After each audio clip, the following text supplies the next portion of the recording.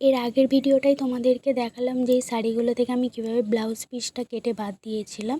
যেহেতু এই শাড়িগুলোর ব্লাউজগুলো একটা শাড়ির ব্লাউজ আমার কাছে করা মানে হবে না, আর একজন বলেই গেছিলো যে এখন রেডিমেড ব্লাউজ একটা কিনে নিয়েছিল এবং এর ব্লাউজটাই পুজোর পর নাকি করাবে। এখন নাকি তার মানে অনেক কেনাকাটি করে খরচা হয়ে গেছে, তাই জন্য সে বললো যে পুজোর পর একটা বোনের শাড়ি আমাকে বললো, দিদি আমি পুজোর পর করব, তুমি আমাকে পুজোর পর সুন্দর করে ব্লাউজটা করে দিও।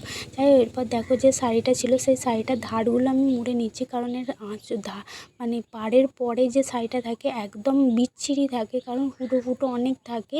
এগুলো খুব সাবধানে কাজগুলো করতে হয় এবং এই কাজগুলো করার সময় ধৈর্য রাখাটা অত্যন্ত জরুরি, কারণ কাস্টমারের যেহেতু শাড়ি করছি, এই কাস্টমারের যদি না পছন্দ হয় সেই ভেবে একটু ধারগুলো সুন্দরভাবে করে মুড়ে দিচ্ছি। অনেকেই পিকো করে, কিন্তু পিকো করার থেকে আমার মনে হয় এইভাবে সুন্দর করে সোজাভাবে ধার মুড়তে জানলে তাহলে আর পিকো করার প্রয়োজন হয় না।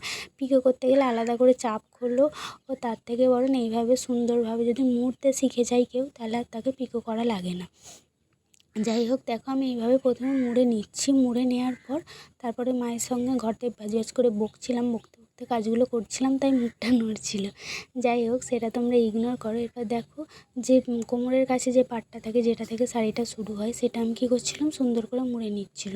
এইভাবে মোড়াটা কেউ যদি সঠিকভাবে মানে সমানভাবে সেলাই সমান রেখে, চাপ সমান রেখে কেউ যদি সেলাই করাটা শিখে যায়, তাহলে আর পিকো করা লাগে না। পিকো করার থেকে আমার মনে হয় এইভাবে মোড়াটা সুন্দর লাগে। বা পিকো খুলে যাওয়ার চান্স থাকে, কিন্তু এইভাবে সেলাই করলে সেটা খুলে যাওয়ার চান্স থাকে না, যদি তুমি ভালো সুতো দিয়ে এই সেলাইটা করো।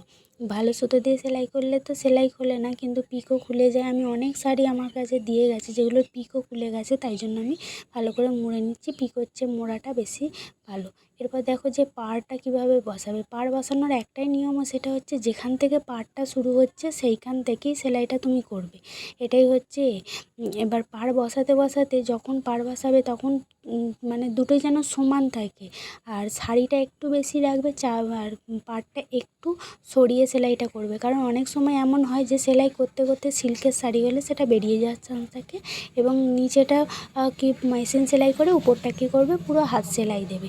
এইভাবে হাত সেলাই দিলে, এইভাবে পাড় বসালে তবেই পাড় সুন্দর দেখতে লাগে। এবং কেউ কোনো দিন পাড় দুদিকটাই সেলাই করবে না মেশিনে, একদিকটা মেশিন সেলাই করবে আর একদিকটায় হাত সেলাই করবে, তবে পাড় বসানোর ফিনিশিং সুন্দর আসবে এবং অপর দিক থেকে বোঝাই যাবে না যে তুমি পাড় বসিয়েছো।